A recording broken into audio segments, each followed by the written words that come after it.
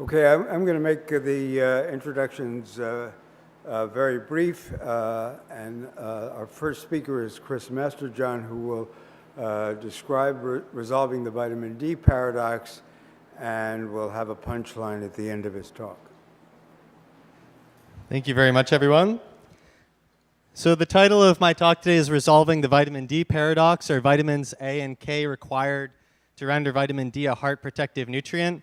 And so I'll first have to try to convince you that there is a vitamin D paradox to be resolved, and then I will try to convince you that vitamins A and K are part of resolving that paradox.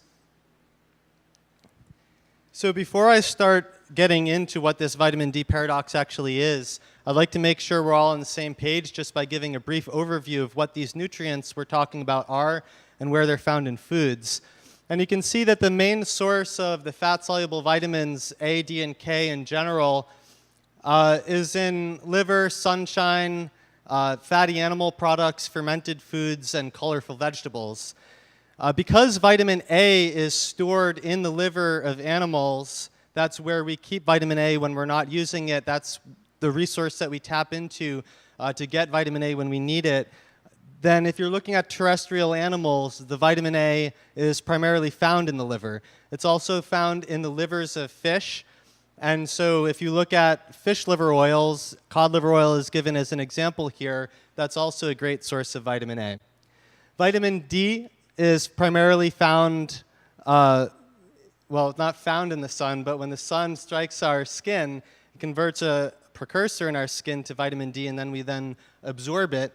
But fish are unique in that they also store vitamin D in their livers, and so fish liver oils, including cod liver oil, are also very rich in vitamin D as well. And so that makes fish liver oils unique in being a great source of both vitamins A and D. There are lesser amounts of vitamins A and D found in terrestrial animal fats, especially in the fats related to reproduction, like dairy fat or egg yolks. Dairy fat being meant to nourish a growing animal, and egg yolks meant to become a young animal. We can also supplement vitamin A by obtaining carotenoids from colorful vegetables.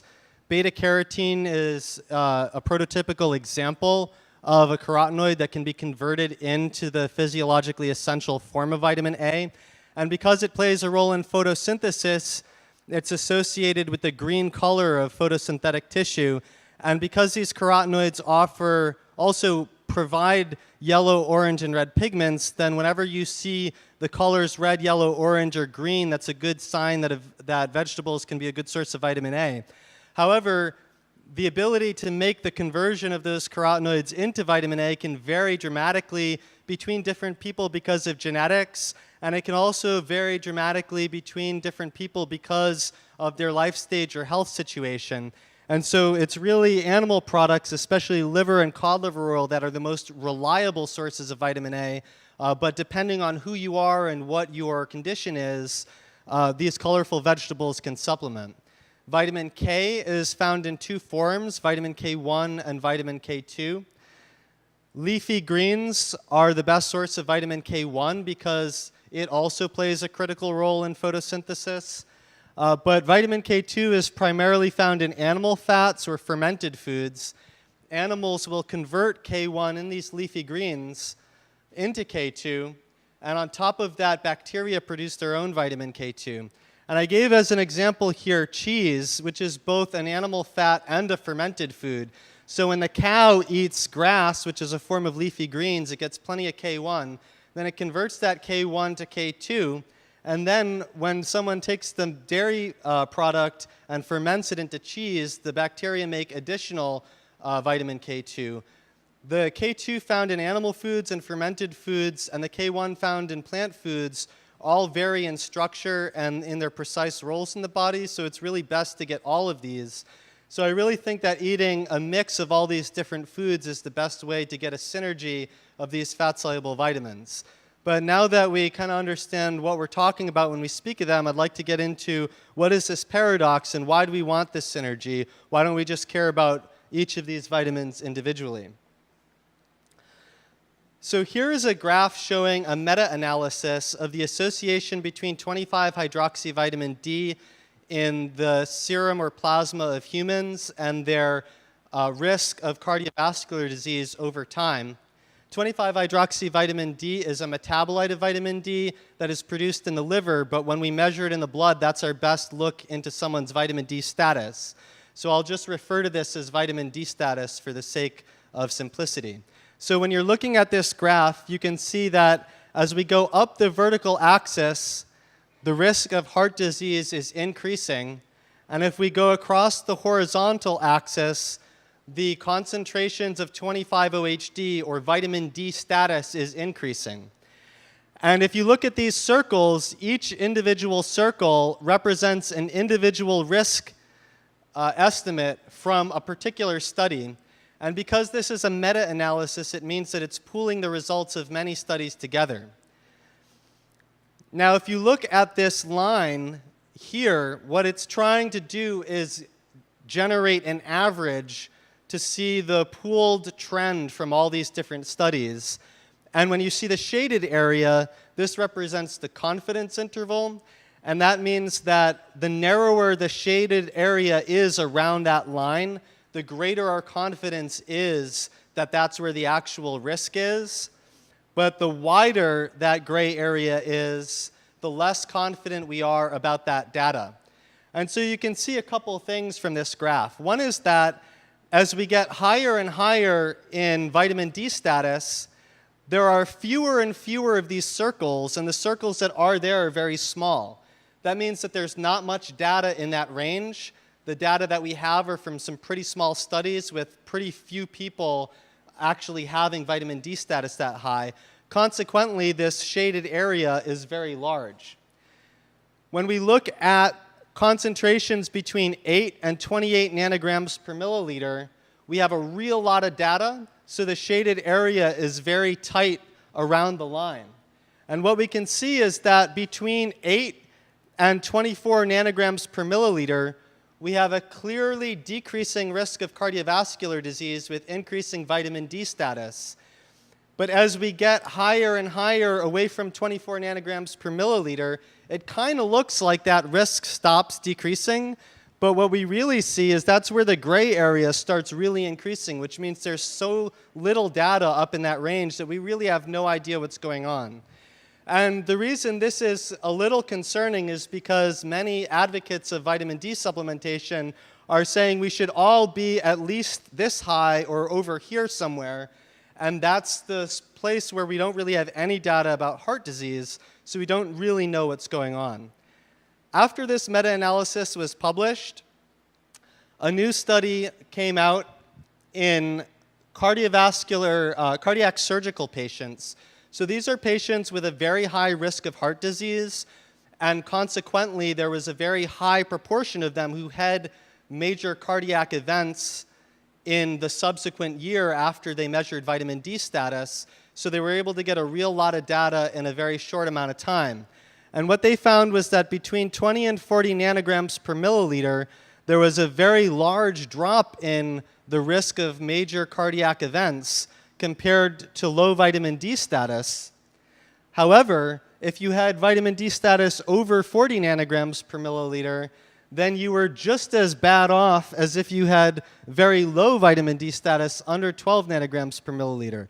So this indicates that there's a sweet spot here, and either higher or lower vitamin D status is harmful. Again, this is concerning because many people are trying to get their vitamin D status over here. Now, I should say that these are observational studies. They don't have the ability to show cause and effect. And so naturally, they don't show that having high or low vitamin D status is actually causing heart disease.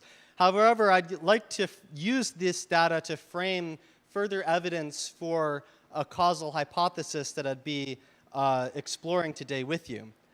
Now, at first glance, and from what I've presented so far, this isn't necessarily all that paradoxical.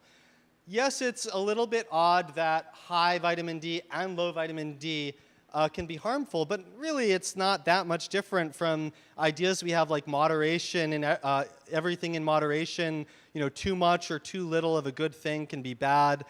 Too much water, too little water can be bad. This idea of a U-shaped risk curve isn't that paradoxical.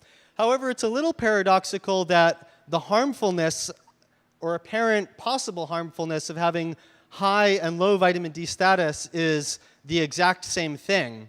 And it gets even more paradoxical when we look at the mechanisms by which we can postulate that vitamin D status is having these effects, because it seems that the mechanism whereby high vitamin D status might contribute to heart disease and low vitamin D status might contribute to heart disease may be the same mechanism. And so that's where it really starts to get paradoxical.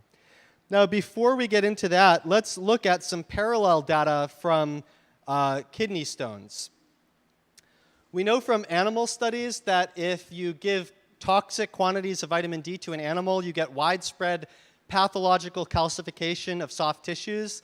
That means calcium's going into the heart and the kidneys where it doesn't belong, and it's not and possibly at the expense of going to the bones and teeth where it does belong.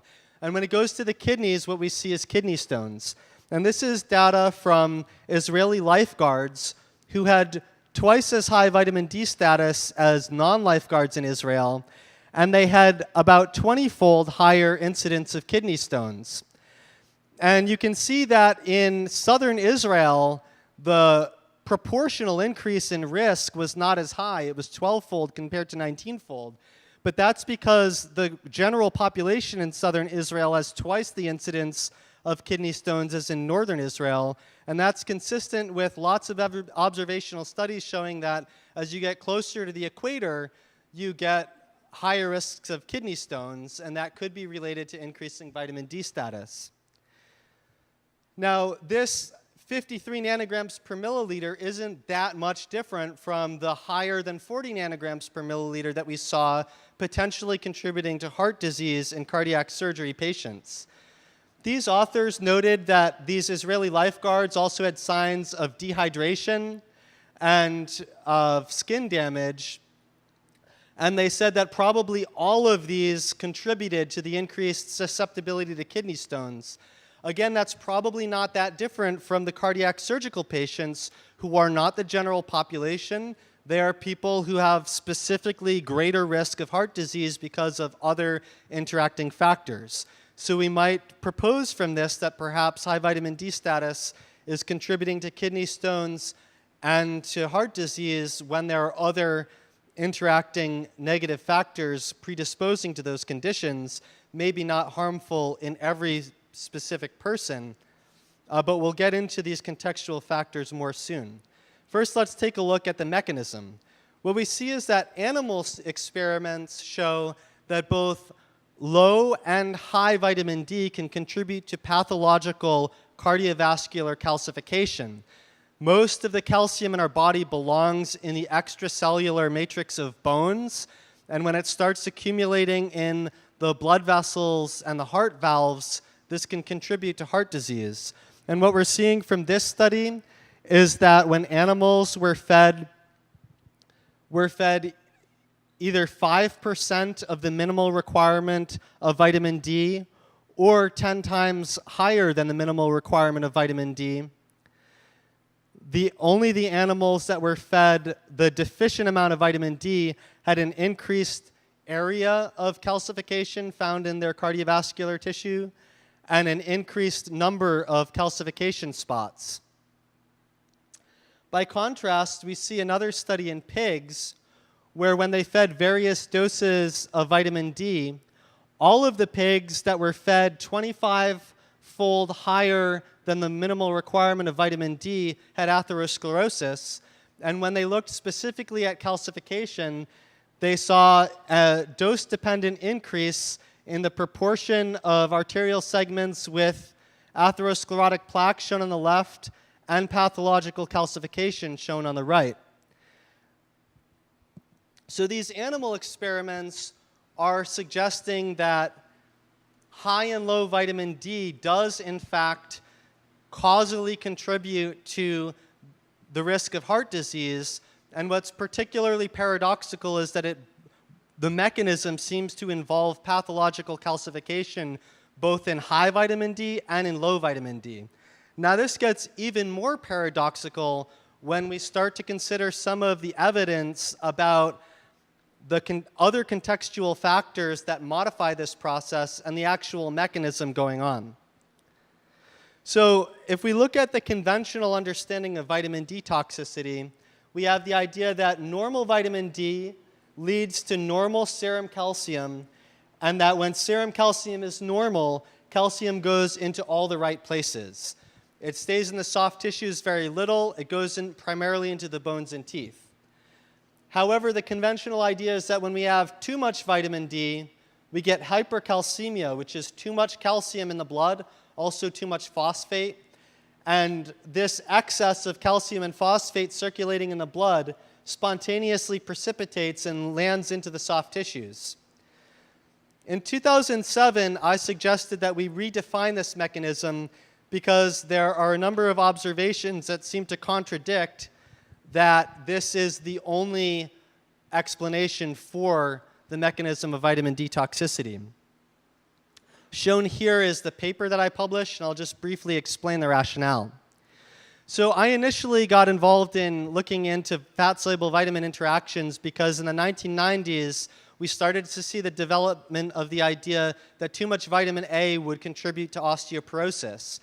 And as I looked into the literature, I was seeing that this idea came from observational studies conducted at northern latitudes where access to sunlight for vitamin D and dietary vitamin D was very scarce, and people were very deficient in vitamin D. And that if you looked into the animal experiments, you saw that toxic doses of vitamin A would cause bone loss and spontaneous fractures in animals. But if you gave the same animals massive doses of vitamin D alongside the vitamin A, you would not see that effect. On the other hand, if you gave these animals toxic doses of vitamin D, they would get pathological calcification of all the soft tissues, the kidneys, the aorta, the heart valves, the lungs, the bladder, and so on. But if you also gave them massive doses of vitamin A, you would not see that toxicity. This was shown across many species. It was shown in rodents, it was shown in birds, it was shown in cows, and it was shown with less mechanistic detail even in humans in a 1941 study showing that when you gave massive quantities of both vitamins, you could increase immunity to the common cold and get no toxicity, but when you just gave one vitamin or the other, you would not get any benefit for the common cold, and you would get toxicity symptoms, and people would quickly drop out of the study because they couldn't handle the toxicity symptoms. Now, if you also look at these studies, what you see is that vitamin A, when it protects against soft tissue calcification caused by vitamin D, it does not protect against the hypercalcemia. And so this is showing that the excess calcium persists in the blood, and yet, for some reason, the soft tissues don't calcify. And so that shows that there is something else going on besides just hypercalcemia. On the other hand, there was a study in the 1970s where vitamin D in the diet caused kidney stones in chickens at doses that were not high enough to produce hypercalcemia. So you can get vitamin D causing soft tissue calcification without causing hypercalcemia, and you can get vitamin D causing hypercalcemia without causing soft tissue calcification, depending on the dietary context in which that vitamin D is given. And so this becomes even more paradoxical if we're to look at it solely from the conventional paradigm that hypercalcemia is what's causing the soft tissue calcification. But at the same time, this data can help us resolve the paradox if we allow it to start exploring some potential alternative ideas to how this mechanism might be playing out. And of course, this isn't to say that hypercalcemia doesn't contribute to the soft tissue calcification. It's just to say that there are other things going on. And the mechanism that I proposed concerns the regulation of vitamin K-dependent proteins. As it turns out, it was long thought that soft tissue calcification was a relatively passive process where when you have too much calcium and phosphorus in the blood, they spontaneously precipitate and deposit in the soft tissues when they shouldn't. But in fact, all extracellular tissues of all vertebrate animals are supersaturated with calcium and phosphorus, which means that there's always enough to spontaneously precipitate, and it's needed to be maintained that high so that bone can mineralize. And the reason that tissues don't calcify normally isn't because calcium and phosphorus isn't high enough. It's because we have numerous proteins and non-protein molecules whose purpose is to actively defend the soft tissues from calcification. And one of those protective components is a vitamin K-dependent protein called matrix-GLA protein. Now, my hypothesis was that based on cellular experiments showing that vitamins A and D regulate vitamin K-dependent proteins and that vitamin K activates those proteins, I suggested that when these vitamins are obtained in the proper balance, you get properly regulated and activated vitamin K-dependent proteins, and this leads to strong bones and teeth and protects the soft tissues against calcification. By contrast, when you have a great excess of vitamin D relative to vitamin A, you get a massive overproduction of vitamin K-dependent proteins. This leads to an overwhelming of the cell's capacity to activate them, and then you get a bunch of inactive proteins that can't do their job. The soft tissues will not be protected, and calcification ensues. If we were to take an analogy, and we would say there's an assembly line, and my job is to assemble widgets. Stefan is close to me. He's right next down the line, so his job is to paint the widgets. And I make the widgets at the same pace that Stefan's painting them. We get a bunch of painted widgets. But if I'm making widgets at 10 times the rate that Stefan's painting them, they start to build up on the table. Eventually, he can't keep them organized. They all start falling on the floor. People walk around, start breaking all the widgets. And then we get a bunch of unpainted and broken widgets that are useless. So it's a similar idea here. If you view the production and activation of the vitamin K-dependent proteins as an assembly line, if you're overwhelming the capacity of the downstream elements of that production to keep up, you're going to wind up with a bunch of ineffective products.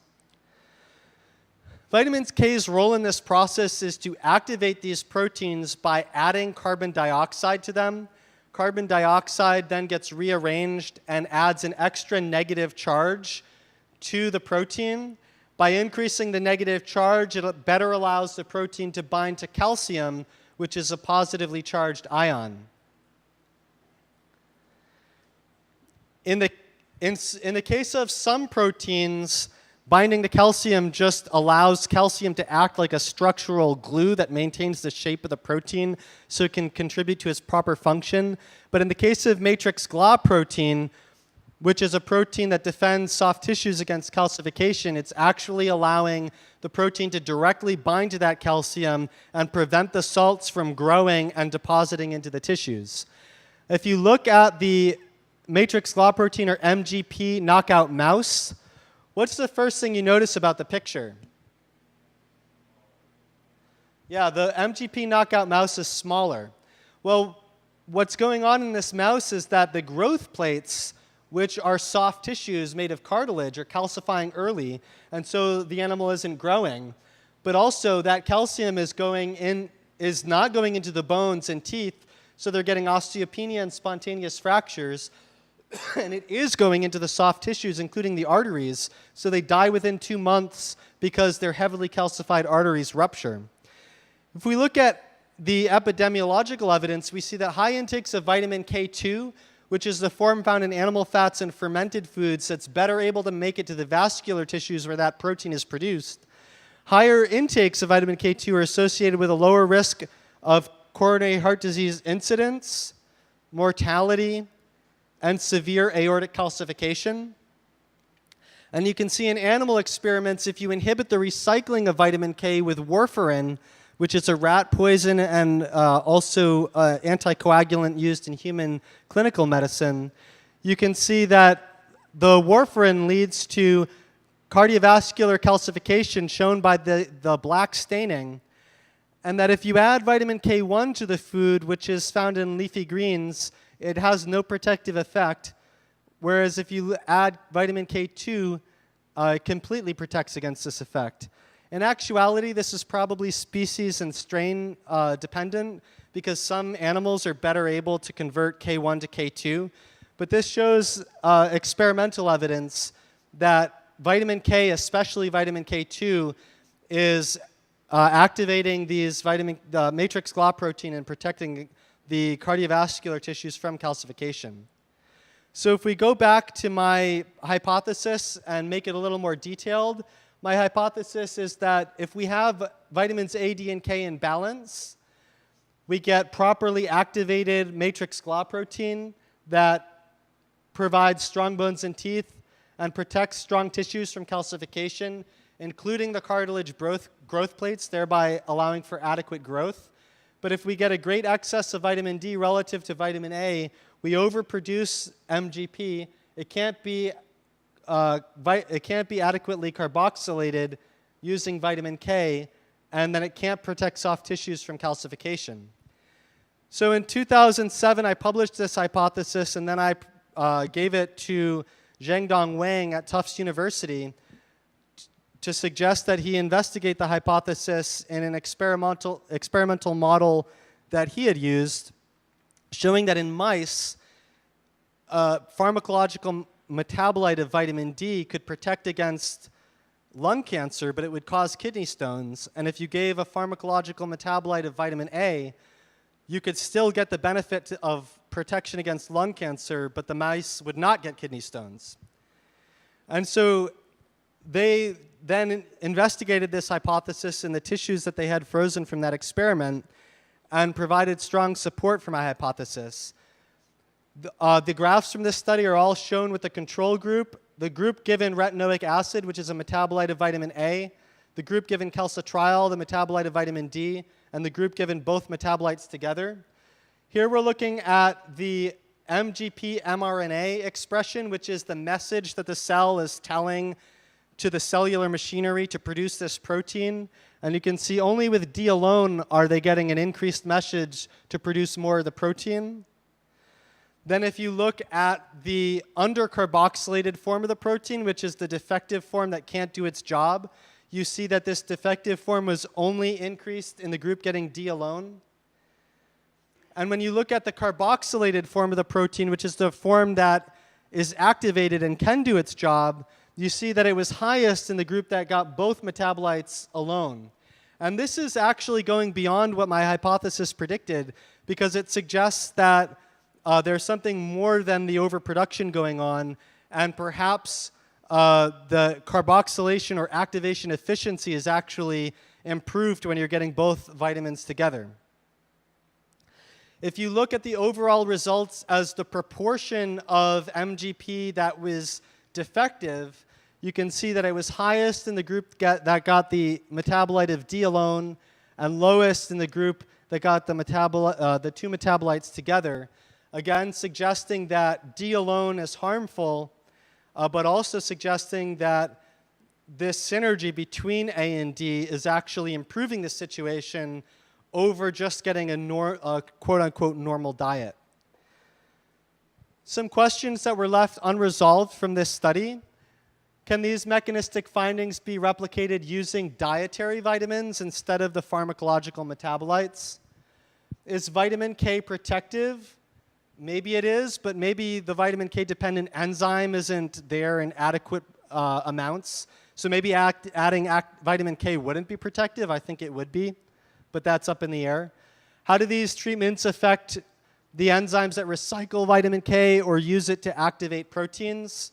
Perhaps there are other elements of vitamin K metabolism that are affected, and perhaps that could explain better why the result is better when you get lots of both vitamin instead of a normal control diet. Can the effect on vitamin K-dependent proteins be definitively separated from the effect on serum calcium? Are these really two independent mechanisms? And then can these effects also be seen in arterial tissue and in humans? So working as a postdoc at the University of Illinois, over the last 2 years, I started investigating this study by feeding rats a diet for 6 months that got one where each group got one of 5 different doses of vitamin D. The lowest dose was the normal recommended amount for the rats, and the highest dose was 50 times higher than that. You can see that vitamin D status dose-dependently increased, verifying that there actually was more vitamin D in the diets like I thought there was. And when we looked at the tissues, we didn't see increased calcium in the cardiovascular tissues, but we did see it in the kidneys. So I followed that up with a quantitative analysis showing that calcium was deposited more in the kidney tissue of the animals. That's shown on the left. On the right, you can see that phosphorus was only slightly increased. That's probably because there's just normally so much phosphorus in the cell that there's a lot of noise that's drowning the signal. But this seems to support that calcium phosphate crystals were being deposited in the kidney. However, I was hoping that this would produce a model independent of hypercalcemia, and it did not. Serum calcium, that's the next slide. Showing here the undercarboxylated osteocalcin, which is a marker in serum of poor vitamin K status, was increased, and the ratio of undercarboxylated to carboxylated osteocalcin was also increased. And that confirms that the model does seem to involve some sort of impaired vitamin K status. But on the other hand, serum calcium, phosphorus, and the calcium phosphorus product were also all increased, and this did not turn out the way I expected it to. So this does show that vitamin K status is impaired, but it doesn't definitively separate it from serum calcium. Now this is sort of surprising because I only saw these effects in the highest dose group, where you're seeing very high vitamin D status, much higher than what's seen in cardiac surgery patients with increased heart disease and in Israeli lifeguards with increased kidney stones. And it's also surprising because the literature has previously shown that rats with even this high vitamin D status shouldn't get hypercalcemia, and mine did. And so I went back and looked at earlier blood samples, and I don't have the data to show you, but one interesting thing is that even at 8 and 16 weeks, these animals did not have hypercalcemia, and they only did after 24 weeks. So one of the important implications is that a study that's less than 6 months long isn't adequate to see the true effect of vitamin D in these animals. In the next week, I should be completing measurements of all of the vitamin K-dependent proteins, how they're expressed in the kidney, and I'll be looking at their carboxylation status over the next month or two. And also over the summer, I had Grace, who's in the audience right there, working with me on a research project to see what happened to the bones in these animals. And surprisingly, it seems that these animals had better bones, worse kidneys, and no difference in cardiovascular tissues. So far, this is consistent with all my other dietary studies that they never turn out quite the way that I expected them to. I will say, however, that I had very high expectations for Grace based on her previous accomplishments, and in talking to her supervisors at the CDC, where she had formerly worked as a research chemist, she surpassed all of my expectations. I hope she's able to present what she did this summer next time at AHS. If you see her, you should say hi to her, and if you ever have the opportunity to collaborate with her or hire her, you'd either be an ignorant or a fool not to do so. Moving on, so future directions that I want to look at are, will vitamins A and K protect against the harms that vitamin D caused in these animals at this dose? But I'm really starting to wonder if maybe a more productive route is to look at other risk factors to see these animals had such high vitamin D status that it might be irrelevant. And so is it possible that if we can better replicate the human situation, where instead of having a purified, refined diet that's been continually improved over the course of the 70s through the 90s to make sure all of the rats have perfectly adequate nutritional status, can we instead look at something that actually looks like the situation in humans, where we have genetic polymorphisms that interfere with our ability to harness nutrients from foods. We have widely varying nutrient intakes, and we have widely varying other risk factors that are contributing to these diseases. So I would like to maybe look at a model where I'm actually removing the other vitamins to see if that causes harm at lower doses of vitamin D and harm in other tissues like the cardiovascular tissues, rather than seeing whether the other vitamins are protective in this particular context, because I'd like to see if I can make this model more relevant to human disease and eventually actually look at it in humans. I'll be looking at these types of questions in my new position as Assistant Professor of Health and Nutrition Sciences at Brooklyn College, where I'll be teaching classes on nutritional chemistry to undergraduates who want to be registered dietitians, accepting master's students who want to work with me, and moving on to conduct this type of research in the new laboratory that they're renovating for me, which should be ready in the next couple of months. So I'd just like to briefly acknowledge the Weston A. Price Foundation for funding some of my research, Fred Kumaro and the rest of the Department of Comparative Biosciences at University of Illinois, where I conducted most of this research to date, and you for attending my talk. So thank you very much.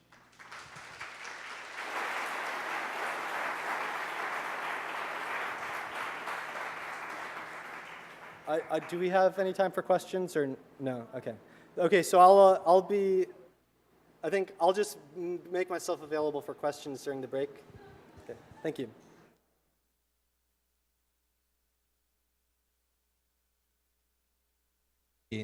There are lesser amounts of vitamins A and D found in terrestrial animal fats, especially in the fats related to reproduction, like dairy fat or egg yolks. Dairy fat being meant to nourish a growing animal, and egg yolks meant to become a young animal. We can also supplement vitamin A by obtaining carotenoids from colorful vegetables. Beta-carotene is a prototypical example of a carotenoid that can be converted into the physiologically essential form of vitamin A. And because it plays a role in photosynthesis, it's associated with the green color of photosynthetic tissue. And because these carotenoids are part of resolving that paradox. So before I start getting into what this vitamin D paradox actually is, I'd like to make sure we're all on the same page just by giving a brief overview of what these nutrients we're talking about are and where they're found in foods. And you can see that the main source of the fat-soluble vitamins A, D, and K in general is in liver, sunshine, fatty animal products, fermented foods, and colorful vegetables. Because vitamin A is stored in the liver of animals, that's where we keep vitamin A when we're not using it. That's the resource that we tap into to get vitamin A when we need it. Then if you're looking at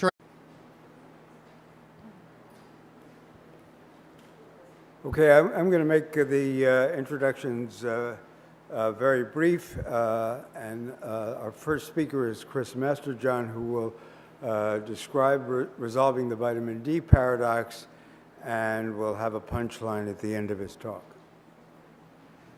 Thank you very much, everyone. So the title of my talk today is Resolving the Vitamin D Paradox. Are vitamins A and K required to render vitamin D a heart protective nutrient? And so I'll first have to try to convince you that there is a vitamin D paradox to be resolved, and then I will try to convince you that vitamins A and K. Terrestrial animals, the vitamin A is primarily found in the liver. It's also found in the livers of fish. And so if you look at fish liver oils, cod liver oil is given as an example here. That's also a great source of vitamin A. Vitamin D is primarily found, not found in the sun, but when the sun strikes our skin, it converts a precursor in our skin to vitamin D, and then we absorb it. But fish are unique in that they also store vitamin D in their livers, and so fish liver oils, including cod liver oil, are also very rich in vitamin D as well. And so that makes fish liver oils unique in being a great source of both vitamins A and D. Besides yellow, orange, and red pigments, then whenever you see the colors red, yellow, orange, or green, that's a good sign that vegetables can be a good source of vitamin A. However, the ability to make the conversion of those carotenoids into vitamin A can vary dramatically between different people because of genetics, and it can also vary dramatically between different people because of their life stage or health situation. And so it's really animal products, especially liver and cod liver oil, that are the most reliable sources of vitamin A. But depending on who you are and what your condition is, these colorful vegetables can supplement. Vitamin K is found in two forms, vitamin K1 and vitamin K2.